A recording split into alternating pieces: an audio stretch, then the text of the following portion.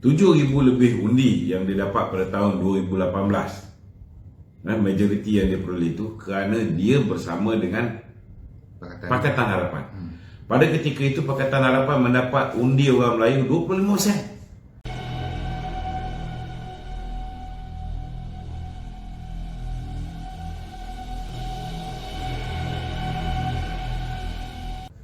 Kali ini 25% tu sudah pasti akan lari daripada Pakatan Harapan. Tetapi bila Muhyiddin menubuhkan Perikatan Nasional, belum tentu 25% itu pengundi Melayu akan pergi ke PN. Kalau nak dikira pengundi masyarakat Cina contohnya, mungkin ada sebahagian akan bersama dengan PH. Namun ramai yang akan kembali bersama dengan Barisan Nasional disebabkan kesusahan yang mereka lalui sepanjang tempoh 4 tahun lebih ni. Ekonomi mereka yang jahanam, bisnes mereka yang terpaksa gulung tikar. Saya yakin ramai masyarakat Cina khususnya, dan ada juga masyarakat India yang bisnes mereka lingkup ketika dalam kerajaan Pakatan Harapan dan PH, mereka akan bersama dengan Barisan Nasional.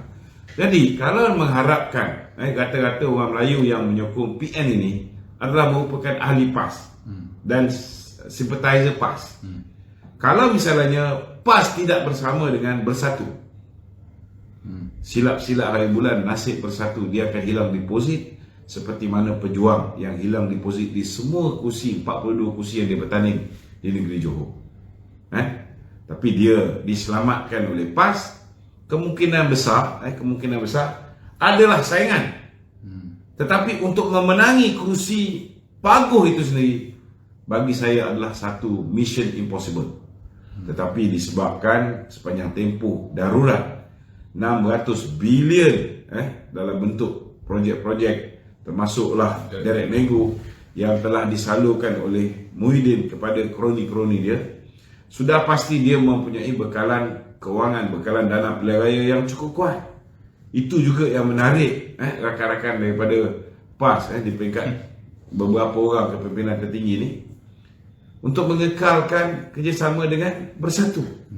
Dan saya pun mendapat maklumat Dr. Samsuri, Menteri Besar Terengganu hari ini sedang rancang mengatur perjumpaan antara Perikatan Nasional yang sedang diusahakan untuk bekerjasama dengan GTA ataupun bekerjasama dengan Tun Dr. Mahathir kembali.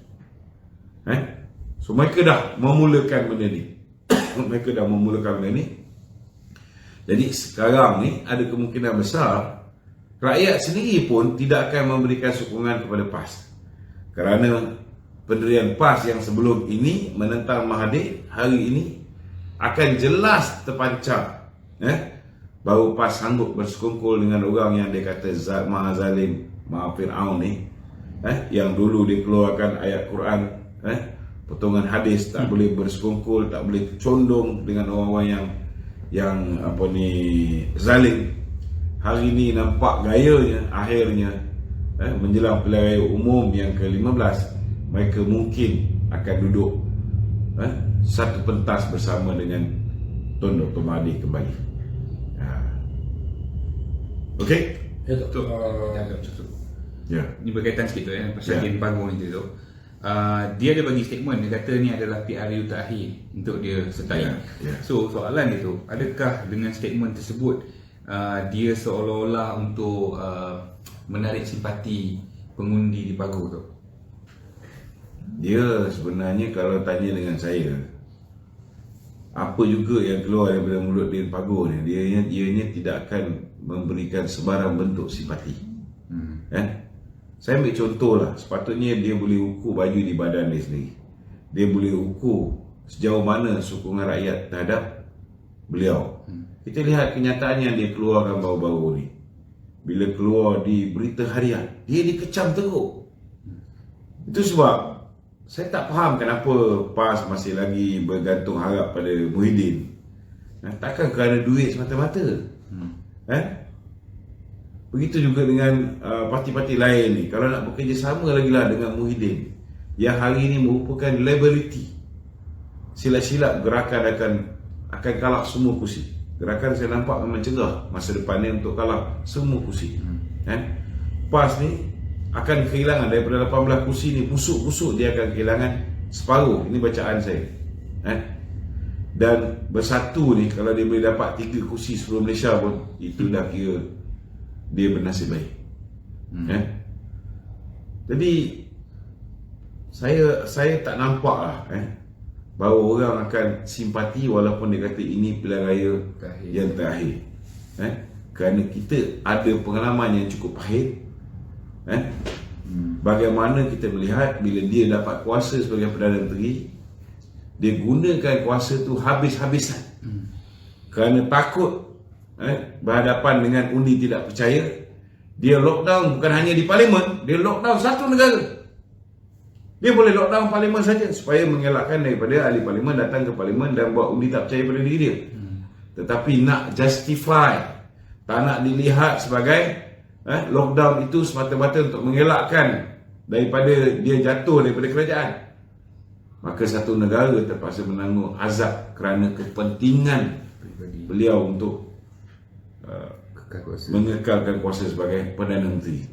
Jadi kalaulah dia menang pilihan raya akan datang dan menjadi Perdana Menteri, adakah anda fikir dia akan berpegang pada kenyataan beliau yang mengatakan bahawa ini pilihan raya terakhir? No way. Kita tengok sajalah perangai mentor dia, Mahathir Mohamad. Dah merasa 2 kali jadi Perdana Menteri pun masih lagi ada nafsu nak menjadi Perdana Menteri buat kali ketiga. Okey. Okey tu. Trend PRU 14 dulu tu Okey. Gabungan ni dibentuk walaupun mungkin PBBM pun tak suka DAP, tapi dia berjaya membentuk satu pakatan tu dengan cokan kata asal bukan UMNO tu, demi menentang rasuah. Adakah ini akan berlaku lagi pada PRU 15 tu? Betul rasa? Dia masalah dia, kalau kita nak cerita demi menentang rasuah, asal bukan UMNO. okey, asal bukan UMNO demi menentang rasuah. Saya nak tanya, siapa yang bawa tajuk benda ni? Tak, ini orang tanya tu, andai kata. Asal bukan UMNO demi menentang rasuah. Saya nak beritahu, memang kita tak nafikan dalam UMNO ada orang yang terima rasuah. Dan orang yang terima rasuah ni adalah antara orang yang awal-awal lagi sudah meninggalkan UMNO. Kalau mereka tak tinggalkan ataupun lompat parti pun, setidak-tidaknya mereka sudah lari masuk gua. Mereka tidak bertanding. Hanya selepas kita mula menang dalam pilihan raya kecil di Cameron Highland, barulah kita melihat kelibat mereka ni muncul kembali. Jadi tak perlu bimbang bab ni.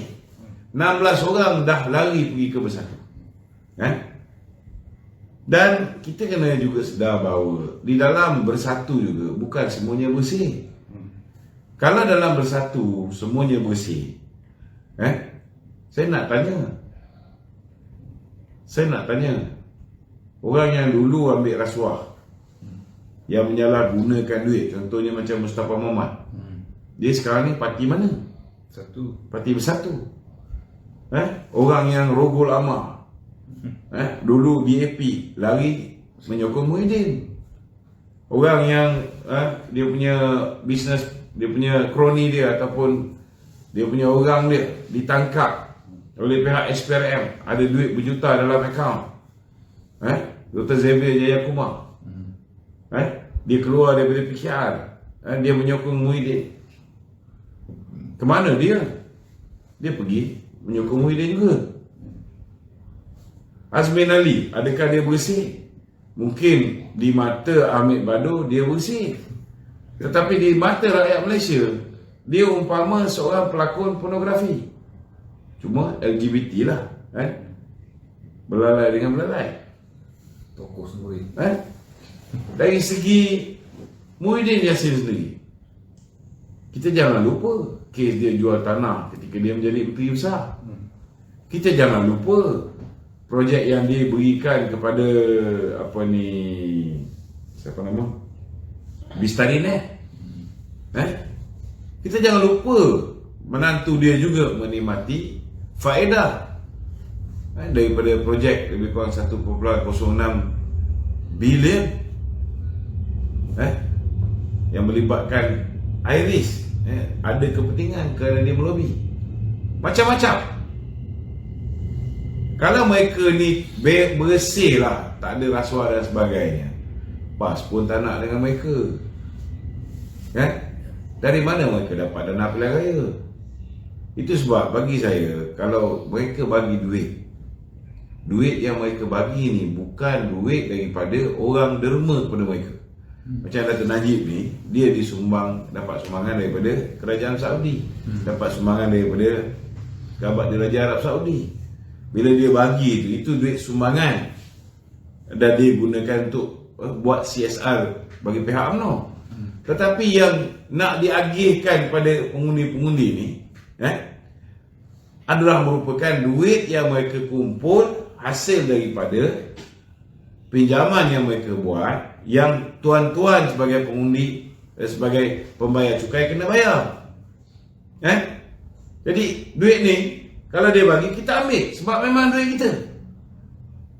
Itu pun duit yang mereka dapat melalui pemberian projek-projek secara direct nego dan sebagainya, bukan semua dia akan belanja untuk rakyat. Hanya sebahagian kecil je yang tuan-tuan dapat ni. Tuan-tuan mungkin dapat 300 satu kepala, tetapi yang banyak dapat siapa? Yang banyak dapat siapa? Adakah mereka akan bagi tuan-tuan lebih daripada apa yang mereka nikmati? I don't think so. Itu sebab kita kena bijaksana.